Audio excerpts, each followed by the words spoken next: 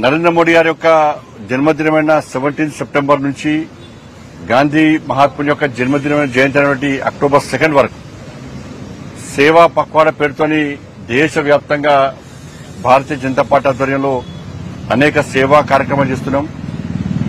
స్వచ్ఛతా అభియాన్ చేస్తున్నాం. దాంతోపాటు రక్తదాన శిబిరాలు, ఎక్కడ రక్తదాన శిబిరం పెట్టినా కూడా 75 మందితోని ఇవాళ రక్తదానం చేయించడం, హెల్త్ క్యాంప్స్, ఇలా దివ్యాంగులకు సంబంధించి క్యాంప్స్ పెట్టడం కానీ, ఇట్లా సెమినార్స్ కానీ, ఇట్లా అనేక విషయాల్లో ఇవాళ సేవా పక్వాడా పేరుతోని ఇవాళ కార్యక్రమాలు నిర్వహిస్తున్నాం.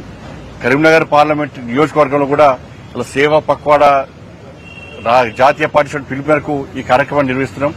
ఈ రోజు బ్లడ్ డొనేషన్ క్యాంప్ పెట్టినాం, అంతకుముందు బ్లడ్ డొనేషన్ క్యాంప్ పెట్టినాం.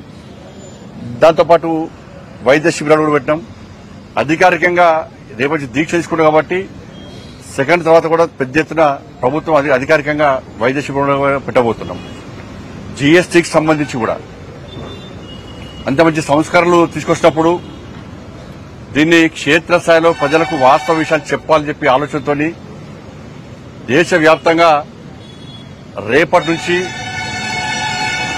జీఎస్టీ విషయంలో కొనుగోలుదారులను సన్మానించడము, షాపు యజమానులకు కూడా వాళ్ళను కలిసి వారి ద్వారా ఇవాళ నరేంద్ర మోడీ గారికి కృతజ్ఞతలు చెప్పే ప్రయత్నం చేస్తాం.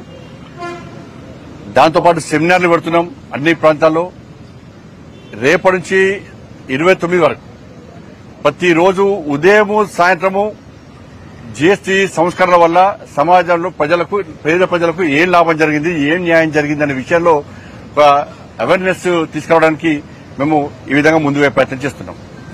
జీఎస్టీకి సంబంధించి చపాతీ తర్వాత పరోటాలను జీఎస్టీ నుంచి తీసేశారు. ఇడ్లీ, వడ, ఉప్మాను ఉంచారు.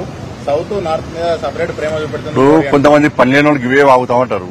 సూచనలు సలహాలు ఇవ్వాలి తప్ప వాళ్ళు చెప్పేటోళ్ళు ఇడ్లీ, దోశ సరే దొరికితే దాన్ని తీసుకుపోయి కేంద్ర ప్రభుత్వం తీసుకొస్తాం, మార్చే ప్రయత్నం చేస్తాం. ఇవాళ ఢిల్లీలో ఉన్నది ఎవరు? ఆర్థిక శాఖ మంత్రి ఎవరు? నిర్మలా సీతారామన్ గారు. తమిళనాడుకు సంబంధించినటువంటి వ్యక్తి, ఆంధ్ర తెలంగాణతో సౌత్ సంబంధాలు ఉన్న వ్యక్తి. కాబట్టి దృష్టి తీసుకొస్తే దాన్ని కూడా సరి చేసే ప్రయత్నం చేస్తారు. దాని ఏదో వాస్తవాలు తెలియకుండా ఇవన్నీ కొంతమంది ద్రోహులు చేసిన పని. నిజంగా న్యాయం మరి వాళ్లే వ్యక్తులు కదా జీఎస్టీ సంస్కరణల వల్ల ఇతర విషయాల్లో ఏం న్యాయం జరుగుతుందో కనీసం మీడియా ముందుకు వచ్చి మాట్లాడే దమ్ము వాళ్ళకుందా?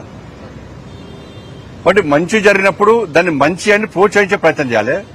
వాళ్ళకు ఆలోచనప్పుడు దాన్ని సూచనలు సలహాలుగా ఇచ్చే ప్రయత్నం చేస్తే వాళ్ళను సమాజము వ్యక్తులుగా గౌరవిస్తుంది. ధన్యవాదాలు.